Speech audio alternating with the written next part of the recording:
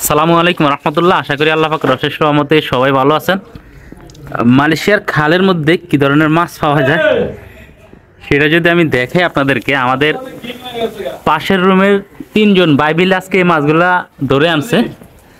তো বেশিরভাগ হচ্ছে কই মাছ। তো ওনারা যতদিন মাছ মারতে গেছে আমার মনে হয় আজকে কম মাছ পাইছে, নয়তো যেদিন যায় ওই দিনে বালতি বইটা মাছ আনে, এই জন্য তো জাল।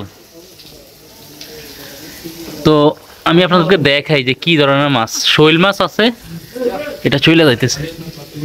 তারপরে কই মাছ আছে, কই মাছগুলো মোটামুটি আলহামদুলিল্লাহ সাইজ ভালো, আর বেশিরভাগ কই মাছে পাইছে। আর এই যে পুঁটি মাছ, পুঁটি মাছ, কই মাছ, শৈল মাছ, খলসা মাছ, এখানে হচ্ছে তিনজনের মাছ। অথচ আমার মনে ভাই এবারে মনে হয় প্রথম পাইছেন কম। হ্যাঁ, এইবারে প্রথম এত কম মাছ পাইছেন, হয়তো যতবার গেছে সবসময় মোটামুটি অনেক মাছ নিয়ে আসছে। আজকে ওনাদের রিজিকে খুব অল্প ছিল, যতবার গেছে ততবার কিন্তু বালতি ভরে মাছ আনতে পারছে।